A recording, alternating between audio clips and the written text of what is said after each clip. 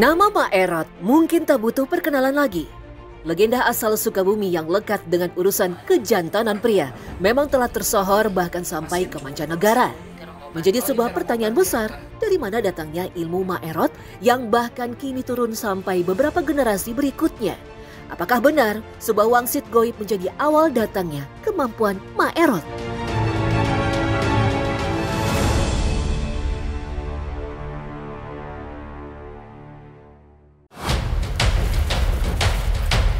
Demi mendapat informasi yang valid, tim Secret Story mendatangi kampung halaman Maerot di Dusun Cigadok, Kecamatan Cisolok, Sukabumi.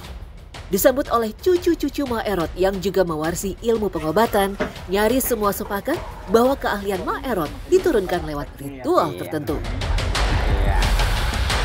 Pertama kali ibunya Kang Hilman atau Hajah Ainah ya, itu dapat diturunkan ilmu dari Maerot untuk pengobatan. Itu cerita singkatnya seperti apa sih yang Kang Hilman tahu?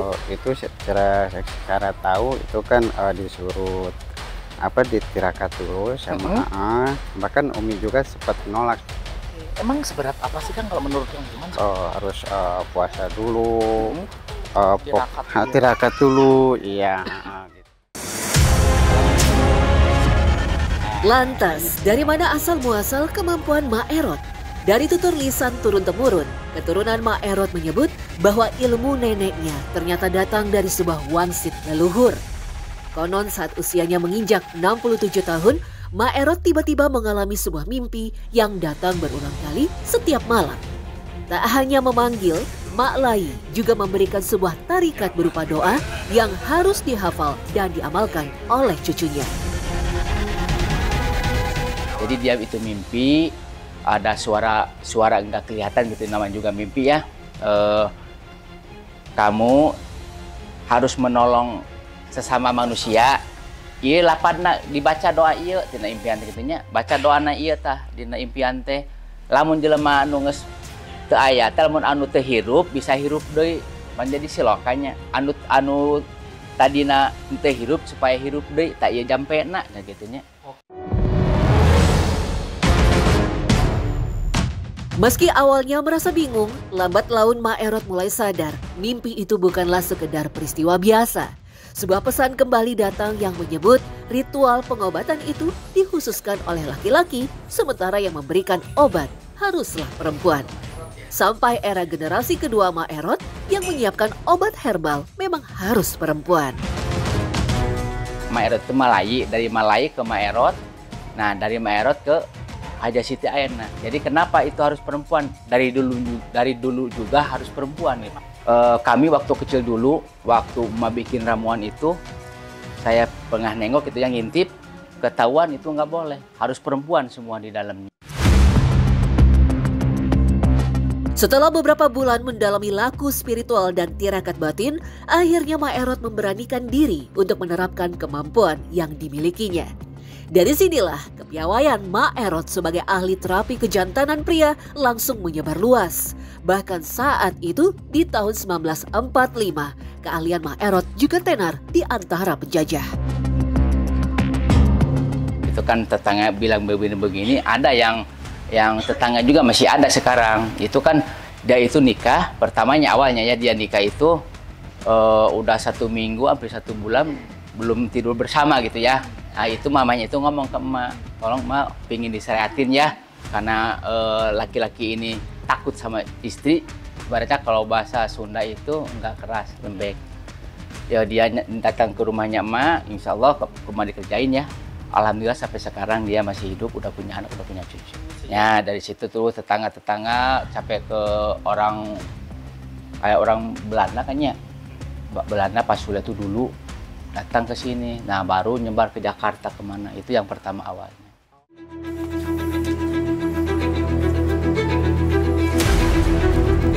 Pengobatan alat vital Maerot pun semakin tenar, bahkan sampai dirinya meninggal di usia menginjak 130 tahun.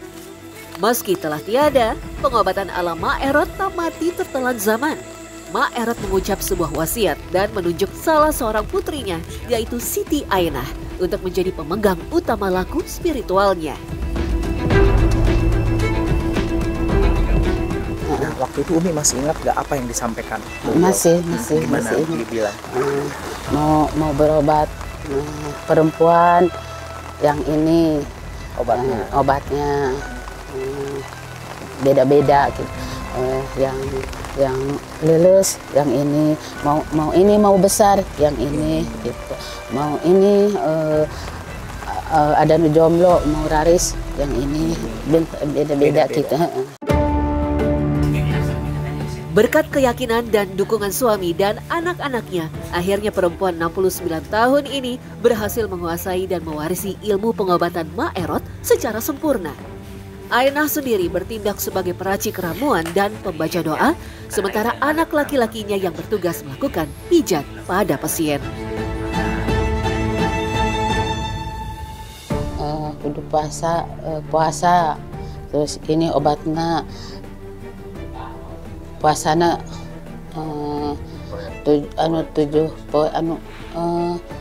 lahir apa? Lahir Sabtu, benten deui puasana gitu. Meski petunjuk ilmu pengobatan diperoleh Ma'erot secara goib, praktek pengobatan disebut oleh keluarga tak mengandung campur tangan goib sama sekali.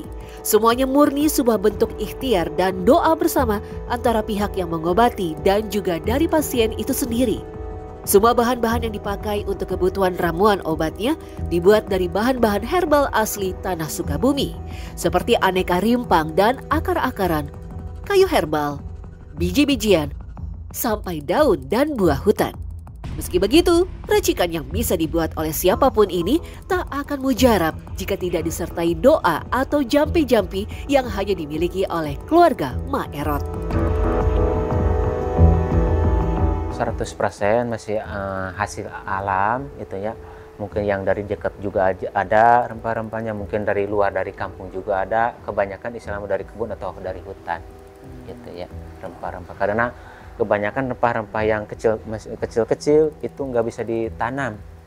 Kalau masalah terong, yang lain-lain yang gede-gede itu kan bisa ditanam gitu ya. Tidak bisa semuanya, tergantung kita niat yang bagus, puasanya yang kuat, insya Allah emak bisa menurunin.